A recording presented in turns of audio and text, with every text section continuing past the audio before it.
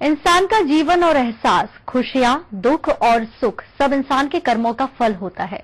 पर इस बात को भी नहीं नकारा जा सकता है कि जीवन की कठिनाइयों, मुश्किलों और सफलता, प्रसन्नता के पीछे कुछ न कुछ हमारे ग्रहों और नक्षत्रों का भी योग होता है।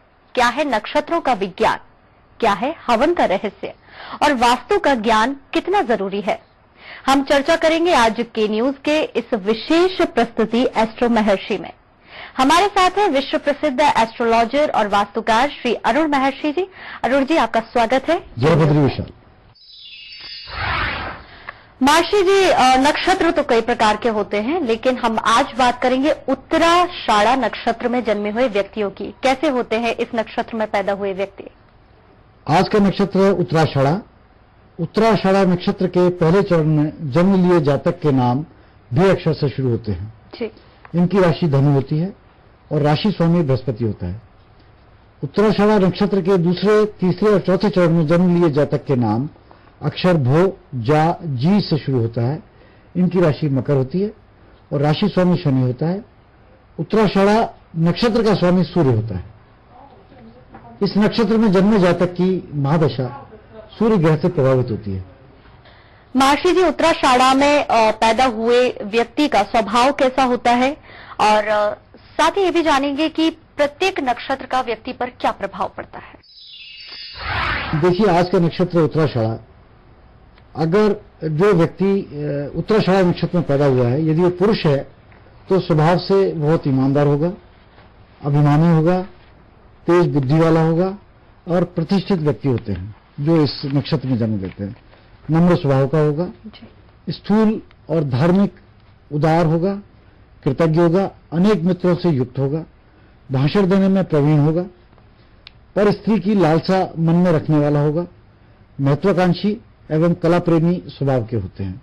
ये व्यक्ति जो इस नक्षत्र में, उत्तराषाढ़ा नक्षत्र में जन्म लेते हैं, वो व्यक्ति इस प्रकार के होते हैं जी। यदि वो जो जातक स्त्री है तो वह स्वभाव से बहुत ही उपकार मानने वाली, कुशल गृहिणी, मन की बात समझने वाली, धार्मिक, सुख ऐश्वर्य को भोगने वाली, फैशनेबल, कला प्रेमी, महत्वाकांक्षी, अनेक पुरुष मित्रों वाली, समाज में सम्मानित भी होती है। जी। महर्षि जी, स्वभाव के बारे में बात की, स्त्री और पुरुष कैसे स्वभाव के होते हैं ये जाना। अब जानेंगे कि ये जो स्त्री है, पुरुष है, इस नक्षत्र में जो लोग पैदा होते हैं, उनके कार्य और व्यवसाय किस तरह के होने चाहिए? ठीक जागृति, आपने ठीक प्रश्न किया। उत्तराषाढ़ा नक्षत्र के जो जन्म लेते हैं जातक, उनकी राशि धनु होती है। जैसा मैंने पहले बताया, राशि स्वामी बृहस्पति होता है। इस चरण के जातक न्यायाधीश बन सकते हैं, राजनयिक बन सकते हैं, डॉक्टर्स हो सकते हैं, कस्टम और नेवी में जा सकते हैं, सैन्य अधिकारी हो सकते हैं, और ये सब इनके कार्य और व्यवसाय हो सकते हैं। यदि इसमें ये कार्य व्यवसाय करेंगे तो अपना जीवन अच्छी तरह चला पाएंगे। उत्तराषाढ़ा नक्षत्र के दूसरे, तीसरे और चौथे चरण के जातकों के लिए राजनीति, प्रॉपर्टी डीलर, प्रशासनिक अधिकारी, लेखक, जासूसी एवं संपादक आदि व्यवसाय उचित माने गए हैं। जी। महर्षि जी, कोई भी व्यक्ति चाहता तो नहीं है कि उसको किसी भी प्रकार का रोग हो, फिर भी आपसे जान लेते हैं कि इस नक्षत्र में जो लोग पैदा होते हैं उन्हें किस प्रकार के रोग हो सकते हैं। देखिए, जो जातक उत्तराषाढ़ा नक्षत्र में पैदा होते हैं उनको उदरशील, जो जातक उत्तराषाढ़ा नक्षत्र में पैदा होते हैं उनको उदरशूल, गठिया, कटिशूल, अंगघात, चर्म रोग, फेफड़ों से संबंधित रोग, नेत्र रोग, वात ज्वर, पक्षाघात रोग आदि, ये सब बीमारियां हो सकती हैं। जी। और इन रोगों से बचने का कोई उपाय है क्या? नक्षत्रों के हिसाब से कोई जड़ी बूटी भी हो सकती है? उत्तराषाढ़ा नक्षत्र के जातकों के लिए एक कपास नामक जड़ी बूटी है। कपास का जो पौधा होता है, उसकी जड़ी को यदि दाहिने हाथ में नारंगी रंग के लाल धागे में बांधा जाए और इस नक्षत्र का मंत्रों से अभिमंत्रित करके, हवन से अभिमंत्रित करके उसको पहना जाए तो इन रोगों से मुक्ति मिल सकती है। क्या आप वैवाहिक जीवन से दुखी हैं? क्यों नहीं चलता कारोबार? क्या आप रोगों से पीड़ित रहते हैं? क्यों होते हैं वैवाहिक जीवन में क्लेश? क्या आप अपने बच्चों की एजुकेशन से है परेशान? क्या आपकी नौकरी में आ रही है रुकावट? या फिर आपको किसी वास्तु दोष से है परेशानी? तो मत हो निराश, संपर्क करें श्री अरुण महर्षि से and ultimate medical foundation trust में, जो करेंगे आपकी समस्या का समाधान। हमारा पता है S398 basement, greater Kailash part 1, new Delhi.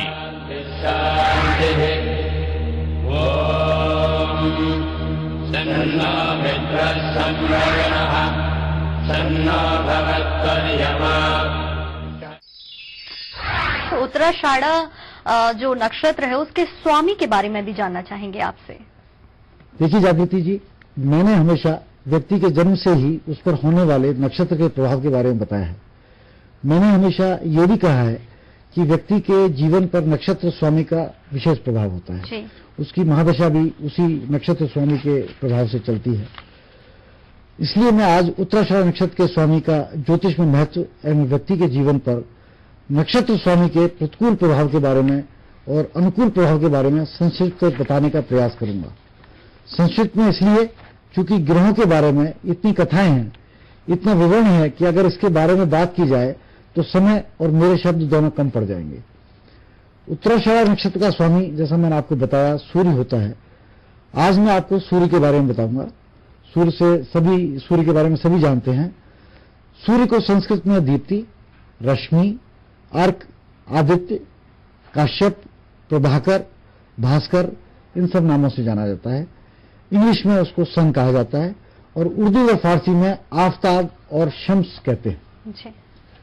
Shrimad Bhagavat के अनुसार पृथ्वी तथा स्वर्ग के बीच ब्रह्मांड का केंद्र स्थान जो है वो सूर्य है। सूर्य की स्थिति वही होती है। सूर्य तथा ब्रह्मांड मंडल के मध्य 24 करोड़ योजन का अंतर है। सूर्य के द्वार की दिशा से आकाश, अंतरिक्ष, लोक, भूलोक, स्वर्गलोक, नरक, रसातल तथा अन्य लोक एक दूसरे से विभाजित होते हैं। दक्ष प्रजापति की 2 कन्याओं, प्रथम दिति तथा दूसरी अदिति का विवाह कश्यप नामक महर्षि से हुआ था। दिति के गर्भ से दैत्यों और अदिति के गर्भ से देवताओं की उत्पत्ति हुई। सूर्य का जन्म भी अदिति की गर्भ से हुआ था, इसलिए इन्हें आदित्य भी कहा जाता है। ये सूर्य के नाम है जो मैंने आपको पहले बताए थे। काश्यप ऋषि के पुत्र होने के कारण उनका एक नाम काश्यप भी पड़ा। जी। एक विशाल प्रकोप होने के कारण पृथ्वी पर उत्पन्न जीवों के जीवन पर सूर्य का अत्यंत प्रभाव रहता है। सूर्य के बारे में यह कहा जाता है कि यह सात्विक किंतु उग्र है। जी। इसकी जाति क्षत्रिय मानी जाती है। 1 और 4 इसके विशेष नंबर हैं। किसी भी जन्मपत्री में सूर्य सबसे महत्वपूर्ण और प्रभावशाली ग्रह माना गया है। जी। यह प्रत्येक राशि में 1 माह व्यतीत करता है और अपनी राशि चक्र 1 वर्ष में पूरा करता है। जातक की चुस्ती, फुर्ती, पिता की अवस्था, नौकरी अथवा व्यवसाय की स्थिति, राजनीतिक भविष्य और सरकारी नौकरी कुंडली में सूर्य की स्थिति से निर्धारित होती है। जी। कुंडली में सूर्य की प्रतिकूल स्थिति व्यक्ति को मानसिक व भावनात्मक समस्याओं से प्रभावित कर सकती है। इसके अतिरिक्त कुछ जातकों को सांसारिक बहिष्कार व बेइज्जती भी हो सकती है। इसका प्रभाव व्यक्ति की आंखों और हड्डियों पर भी पड़ता रहता है। जी। सूर्य के प्रतिकूल स्थिति से उभरने के लिए सूर्य बाधा निवारण हवन किया जाता है। यह हवन सूर्य बाधा निवारण हवन, सूर्य के मंत्रों से ये इस बाधा का निवारण हवन किया जाता है। यह हवन भगवान सूर्य को समर्पित किया जाता है। सामान्यतः इस हवन को रविवार को ही करते हैं। वैसे तो रोज कर सकते हैं, रविवार उनका दिन है इसलिए रविवार को करते हैं, बाकी तो रोज भी कर सकते हैं। इस हवन को कराने के पश्चात जातक को अच्छा स्वास्थ्य और स्वस्थ वो महसूस करता है। नौकरी एवं व्यवसाय में उन्नति आती है एवं ख्याति उसको प्राप्त होती है। उच्च स्तरीय शिक्षा का आशीर्वाद भी उसको मिलता है। हम हमारी चर्चा को आगे बढ़ाएंगे महर्षि जी। महर्षि जी, आपने बताया कि किसी की भी कुंडली में, जन्म पत्री में सूर्य कहाँ पर बैठा है, किस स्थान पर है, ये बहुत कुछ बताता है इस चीज को कि व्यक्ति का जीवन काल किस तरह का रहेगा। जी, और साथ ही आपने सूर्य बाधा हवन निवारण की भी बात कही। जी, जी। आपसे जानेंगे हवन क्या है और इसकी महत्ता के बारे में भी बात करेंगे। देखिए जागृति, जैसा मैंने आपको पिछले एपिसोड में बताया है, हवन का मूल शब्द हा है जी, जिसकी संस्कृत भाषा में अर्थ होता है भेंट। अनंत काल से ही हवन को आने वाले खतरों, व्यक्तिगत सफलता और भाग्योदय के लिए किया जाता रहा है। जी। प्राचीन ग्रंथ इस बात का विवरण देते हैं कि हवन की उत्पत्ति भगवान श्री ब्रह्मा द्वारा मनुष्य की भलाई और इच्छा पूर्ति के लिए की गई थी। जी। हवन हमारे द्वारा इस जन्म पुनर्जन्म में की गई गलतियों के निराकरण का सर्वोत्तम उपाय माना गया है। जातक द्वारा करवाया गया हवन उसके आसपास की नकारात्मक ऊर्जा को समाप्त कर जातक को मानसिक शांति, अच्छा स्वास्थ्य और सारे भौतिक सुख देता है। श्रीमद् भागवत गीता के अनुसार किसी भी व्यक्ति के जन्म से ही उस पर 3 ऋण होते हैं, पितृऋण, देवऋण और ऋषि ऋण। उपरोक्त तीनों ऋणों से मुक्ति के लिए गीता में हवन को भी सबसे कारगर धार्मिक अनुष्ठान बताया गया है। भगवान श्री कृष्ण हवन की महत्ता बताते हुए कहते हैं कि अर्जुन, जो व्यक्ति नित्य प्रतिदिन हवन नहीं करता है, उसे आज के भौतिक सुखों का कोई अधिकार नहीं है। इसी प्रकार विष्णु पुराण भी ये कहता है कि यदि कोई भी व्यक्ति अपने जीवन में भौतिक सुख, आत्मिक शांति एवं पारिवारिक सुख इत्यादि प्राप्त करना चाहता है, तो हवन द्वारा प्रभु के आह्वान से बेहतर कोई उपाय नहीं होता है। जी। प्राचीन काल से ही राजा महाराजा अपनी शक्ति, साम्राज्य स्थापित करने के लिए एवं प्राकृतिक आपदाओं से बचने के लिए, इनके निदान के लिए यज्ञ किया करते थे, जैसा पहले जमाने में होता था। इसी तरह दर्शकों, राजा जनक द्वारा करवाए गए हवन से उनके राज्य में अकाल की स्थिति बदलकर वर्षा की स्थिति उत्पन्न हो गई थी। इसी प्रकार भगवान श्री राम के जन्म से पहले उनके पिता राजा दशरथ ने पुत्र प्राप्ति हेतु हवन करवाया था, जिससे भगवान राम पैदा हुए थे। इसी तरह भगवान श्री राम का भी अपने पुत्रों से प्रथम मिलन अश्वमेध यज्ञ के दौरान पहली बार हुआ था। वर्तमान में भी हवन को इच्छा पूर्ति, संतान प्राप्ति, भौतिक सुख, कोर्ट केस पर विजय पाने के लिए, इन सब चीजों के लिए, इनके समाधान के लिए हवन कारगर माना जाता है। हमारे ज्योतिष में भी हवन से ही इन चीजों का समाधान किया जाता है। जागृति जी, जब हम हवन के बारे में बात कर रहे हैं तो मैं आपको हवन में अग्नि और नियमितता की महत्व के बारे में थोड़ी जानकारी देना चाहूंगा।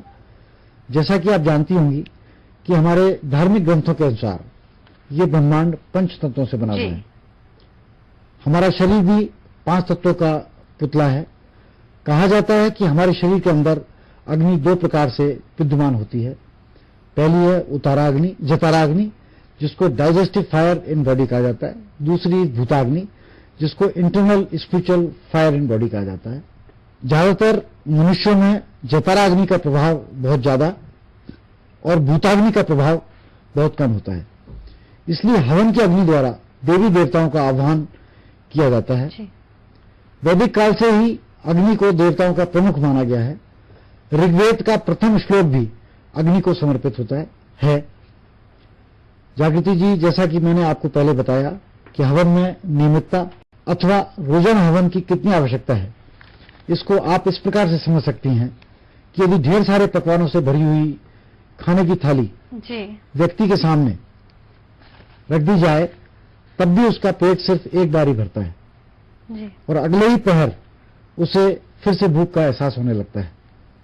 इसी प्रकार कभी कभार किया गया हवन जातक को पूर्ण रूप से अलौकिक और भौतिक सुख नहीं प्रदान कर पाता। दैनिक दिनचर्या में हमारे द्वारा अनगिनत गलतियां एवं जीवाणुओं का नाश होता रहता है। हमसे गलतियां होती रहती हैं। इन्हीं गलतियों की क्षमा याचना हेतु हवन के महत्व को बताया गया है जी, कि जो भी हमसे गलती हुई है उनसे माफी मिल जाती है हवन करने से। ये सब दैनिक हवन न केवल क्षमा याचना अपितु जातक के जीवन भर के भौतिक एवं आध्यात्मिक और सांसारिक सुखों की प्राप्ति का स्रोत है। जी महर्षि जी, इससे अच्छी व्याख्या नहीं हो सकती थी हवन की जो अभी आपने की। जी जी। और लोगों ने हवन के बारे में भी सुन रखा है, ज्योतिष के बारे में भी सुन रखा है, लेकिन क्या ज्योतिष और हवन का आपस में कोई रिश्ता है, ये आपसे जानेंगे। बिल्कुल बिल्कुल। देखिए जागृति जी, प्राचीन काल से ही वैदिक हवन को सबसे शक्तिशाली और कारगर ज्योतिष उपाय बताया गया है। जैसे कोई दवाई किसी बीमार के लिए काम करती है, उसी प्रकार किसी भी पारंगत विद्वान द्वारा किया गया विधिवत हवन जातक की समस्या के निदान में आश्चर्यचकित परिणाम देता है। जी जागृति जी, आपने देखा होगा कि जब भी मनुष्य किसी भी समस्या या संकट में घिरा होता है, तब वो किसी न किसी देवी शक्ति को अपनी मदद के लिए पुकारता है, मंदिर मस्जिद जाता है। अब आप मुझे बताइए कि क्या हवन से बेहतर कोई उपाय हो सकता है कि हवन से हम अपने आराध्य का आह्वान करके उनसे आशीर्वाद ले सकते हैं। मेरा अपना पिछले 30 साल का अनुभव कहता है कि हम अपने परमपिता परमेश्वर का हवन द्वारा आह्वान कर अपनी समस्याओं से मुक्ति पा सकते हैं। ये मेरा पर्सनल अनुभव है जो पिछले 30 वर्ष का है। जागृति जी, हवन के महत्व को मैं और मेरा अनुभव ही नहीं बल्कि ऋषि मुनि भी युगों युगों से बताते आ रहे हैं। मैं कोई नया नहीं बता रहा, शास्त्रों में लिखा हुआ है। इससे रोगों से मुक्ति भी पाई जा सकती है। हवन को हमेशा से अपनी भौतिक इच्छा पूर्ति, सुख संपदा की प्राप्ति भी की जा सकती है। ये सब हवन से अपन प्राप्त कर सकते हैं। जी, भौतिक सुख की प्राप्ति के लिए हवन कितना जरूरी है महर्षि जी? देखिए, भगवत गीता के अनुसार भौतिक सुखों की प्राप्ति के लिए हवन सर्वश्रेष्ठ धार्मिक अनुष्ठान है। विधि विधान से किया गया हवन व्यक्ति को न सिर्फ भौतिक सुख अपितु आध्यात्मिक शांति भी प्रदान करता है। हवन द्वारा भगवान के आह्वान से जातक को किसी भी प्रकार की भौतिक कमी जीवन भर नहीं हो सकती। प्राचीन काल से ही राजा महाराजा अपनी इच्छा पूर्ति हेतु यज्ञ किया करते थे, जैसा आपको पता होगा। उदाहरण के तौर पर लक्ष्मी कुबेर हवन जातक को धन धान्य और संपदा प्रदान करने में महत्वपूर्ण योगदान देता है। आपने हवन क्या होता है इसके बारे में भी बताया और निश्चित ही तौर पर लोग हवन करवाने आप चाहेंगे भी आपसे, आपके ट्रस्ट के द्वारा। And ultimate miracle foundation trust और कौन कौन से हवन करवाता है महर्षि जी? देखिए, हमारी trust and ultimate miracle foundation trust जो गोकुल महावन मथुरा में स्थित है, हमारी संस्था द्वारा जन सेवार्थ नवग्रह शांति हवन, ग्रह शांति हवन, भगवान शिव के लिए महामृत्युंजय हवन, धन्वंतरी हवन, दुर्गा देवी के लिए दुर्गा हवन, चंडी हवन, गणपति हवन, लक्ष्मी कुबेर हवन, और वास्तु की जिनको प्रॉब्लम है उनके लिए वास्तु हवन, जिनको एजुकेशन की बच्चों को प्रॉब्लम आती है उनके लिए विद्या हवन, और पितृ ऋण, जैसा मैंने आपको पहले बताया, 3 ऋण, पितृ ऋण, देव ऋण और ऋषि ऋण, इनके लिए हवन हमारी कर्म भूमि गोकुल महावन में हम ये हवन कराते हैं। जी, और अधिक जानकारी के लिए आप संपर्क कर सकते हैं हमारे फोन नंबर्स पर जो कि आपकी टीवी स्क्रीन पर फ्लैश किए जा रहे हैं। महर्षि जी, आप बात करेंगे आज के सक्सेस मंत्र की और साथ ही वास्तु टिप्स की भी। आजकल मैं एक सक्सेस मंत्र बता रहा हूं। बृहस्पतिवार को गाय का दूध तुलसी के पौधे में अर्पित करने से रुका हुआ धन वापस प्राप्त होता है। जिन लोगों का रुका हुआ धन रुक गया हो, कहीं से पैसा नहीं आ रहा हो, तो उनको बृहस्पतिवार के दिन इस उपाय को करना चाहिए। महर्षि जी, के न्यूज में आने के लिए आपका बहुत बहुत शुक्रिया और साथ ही तमाम जानकारियां देने के लिए भी। तो आज श्री अरुण महर्षि ने हमें हवन एवं उसके महत्व के बारे में बेहद ही महत्वपूर्ण जानकारियां दी। हम कल फिर मिलेंगे और महर्षि जी से जानेंगे जीवन को सुखमय बनाने के लिए क्या नियम बनाएं। आज के न्यूज की इस खास पेशकश में बस इतना ही। आगे की खबरों के लिए आप देखते रहिए के न्यूज।